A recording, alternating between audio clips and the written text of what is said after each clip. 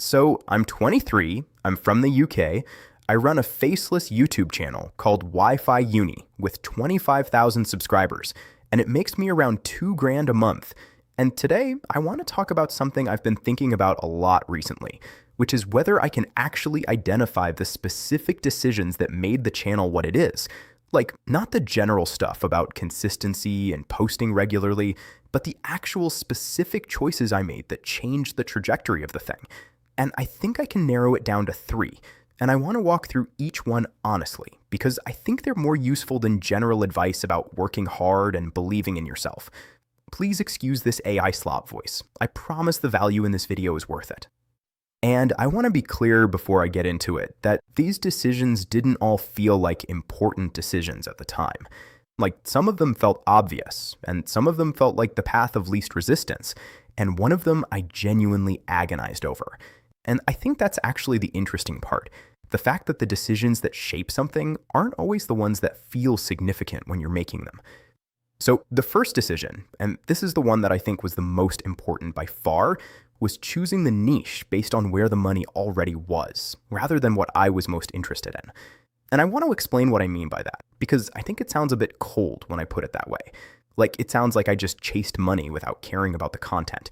And that's not quite right. But it is true that the niche decision was driven more by a commercial observation than by passion, and I think that's actually the right order to do it in. The observation was simple, which was that pretty much every channel in the AI and make money online space was getting paid by sponsors.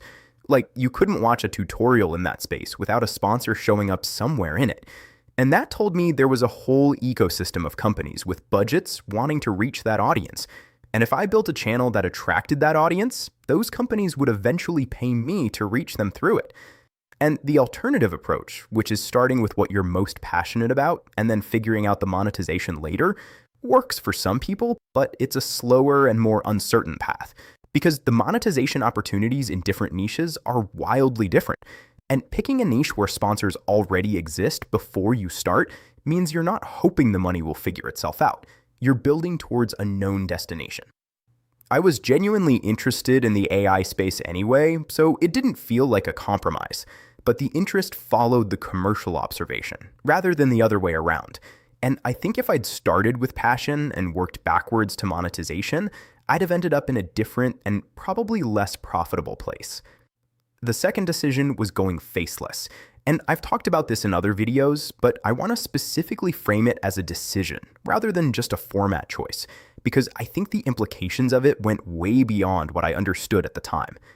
The practical reason I went faceless was just that I didn't want to be on camera. Like, I didn't want to deal with the setup and the takes and the editing of footage of myself, and an AI voiceover over screen recordings felt like a way to make the content without that friction. And that was genuinely the whole reasoning. It wasn't strategic, it was just practical. But what I didn't fully appreciate until later was how much the faceless format would change the economics of making the channel.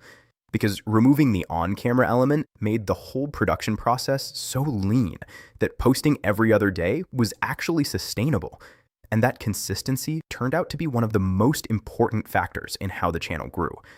Like, if I'd been on camera, I'd probably have been posting once a week at best. Because the camera setup and the filming and the editing of footage of a person just takes so much longer than screen recordings and an AI voiceover.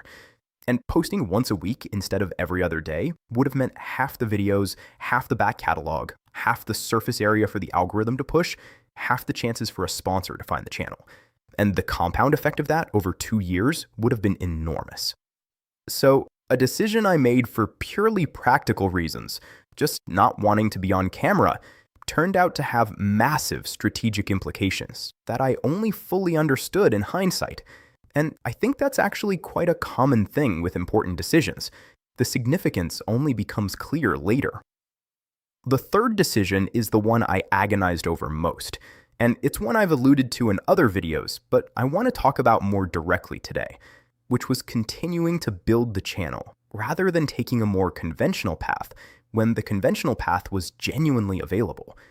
There was a point, probably around month 4 or 5 of running the channel, where I had a real alternative in front of me, a job offer, a proper one, decent salary, a sensible next step on a conventional path, and the channel at that point was making nothing and had no obvious signs of being about to change that.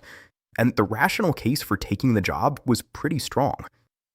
And what I kept coming back to when I thought about it was this question of which decision I'd regret more. Like, if I took the job and the channel never worked out, I'd have a job, which is fine. But if I kept going with the channel and it worked out, I'd have something that was mine, and that compounded. And I thought the regret of not finding out was worse than the risk of finding out and it not working. So I kept going, and the channel started moving around month 6 or 7. And within a year, it was making meaningful money. And I think about that decision quite a lot because it's the one where the alternative was most concrete and most tempting. And choosing the channel over it felt genuinely uncertain at the time, even if it looks obviously right in hindsight. And I want to be careful not to make this sound like a lesson about always choosing the entrepreneurial path over the conventional one, because that's not what I think. I think the risk tolerance and the circumstances and the specific opportunity matter enormously, and not everyone is in a position to make the same call.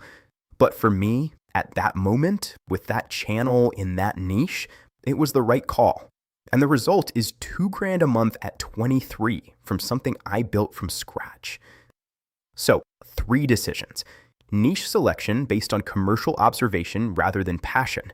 Going faceless for practical reasons that turned out to have massive strategic implications, and choosing to keep building rather than taking the conventional path when the conventional path was available. And I think the thing that connects all 3 is that none of them were obviously right at the time. Like, the niche decision felt calculated in a way that made me slightly uncomfortable. The faceless decision felt like cutting corners rather than making a strategic choice. And the third decision felt genuinely risky in a way that the others didn't. And yet, those 3 things are the ones I'd point to if someone asked me what made Wi-Fi Uni what it is. And I think that's probably true of most things worth building. The decisions that define them aren't always the comfortable, obvious ones. They're often the ones that felt uncertain or slightly against the grain at the time, and turned out to be right for reasons you only fully understand later. If you want more direct help building something like this, I do have a school community linked in the description. There's one-to-one feedback available depending on which tier you join. No pressure at all. Cheers for watching.